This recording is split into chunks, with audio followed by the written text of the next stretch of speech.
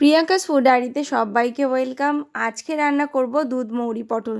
তবে এটা কিন্তু আমার ডায়েরি থেকে খুঁজে নেওয়া কোনো রেসিপি নয়, এটা কিন্তু আমার ভীষণ প্রিয় একজন মানুষ, তার জন্য এই রেসিপিটা বানিয়েছি তার রিকোয়েস্টে। আমার মা হঠাৎ করেই আমাকে বলেছিল এই রেসিপিটা বানানোর কথা, তো তাই জন্যই বানিয়েছি আর তোমাদের সাথে শেয়ার করে নিচ্ছি আমি কি করে বানিয়েছি এই দুধ মৌরি পটল। তার জন্যে পটল কেটে নিয়েছি, অল্প অল্প খোসা রয়েছে, নুন হলুদ মাখিয়ে নিয়েছি। আর পটলগুলো কিন্তু চিড়ে নিয়েছি দুপাশে, দেখে কাঠটা দেখে নিশ্চয়ই তোমরা বুঝতে পারছো। আর সর্ষের তেলে আমি পটলগুলো ভাজা করে তুলেও নিচ্ছি। এবারে বাকি সর্ষের তেলের মধ্যে দিয়ে দিলাম মৌরি ফোড়ন, দিয়ে দিলাম কাঁচা লঙ্কা, আদা বাটা, আর দিয়ে দিলাম কিন্তু ধনে গুঁড়ো। অল্প পরিমাণে গুঁড়ো মশলা যেহেতু দিয়েছি, অল্প জল দিয়েছি, দিয়ে দিলাম লঙ্কার গুঁড়ো, ঝাল অনুযায়ী লঙ্কার গুঁড়োটা তোমরা ব্যবহার করবে। এবারে খুব ভালো করে কষানো হয়ে গেলে আবারও ভেজে রাখা পটলটা দিয়ে দেবো আমি।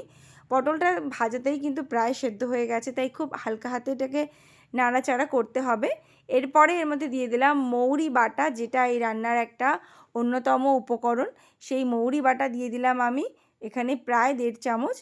তো দিয়ে খুব ভালো করে আবারও এটাকে কিছুক্ষণ কষিয়ে নেব আমি। তারপর কষাতে কষাতে যখন এর থেকে সুন্দর করে তেল বেরিয়ে আসবে, তারপর আমি কিন্তু এর মধ্যে অ্যাড করে দেবো দুধ। এটা জাল দিয়ে রেখেছিলাম, ঘন করা না, নর্মাল দুধই আমি জাল দিয়ে রেখেছিলাম। সেটা দিয়ে খুব ভালো করে ফুটিয়ে নেব। অল্প করে চিনি দিয়েছি, নুন দিয়েছি স্বাদ অনুযায়ী। আর আরেকটু ঝালের জন্য আমি এর মধ্যে কাঁচা লঙ্কা দিয়েছি। কাঁচা লঙ্কাটা দিলে ভাতের সাথে মেখে খেতে ভীষণ ভালো লাগে। যারা ঝাল খেতে পছন্দ করো তারা তো জানোই এটা। আর যখন এটা উপর থেকে তেল ছড়িয়ে আসবে তখনই কিন্তু এটা আমাদের হয়ে যাবে এই রেসিপিটা। তো তোমাদের কেমন লাগলো এই রেসিপিটা, অবশ্যই সেটা যদি জানতে হয় তার জন্য রেসিপিটা তোমাদের বাড়িতে ট্রাই করতে হবে।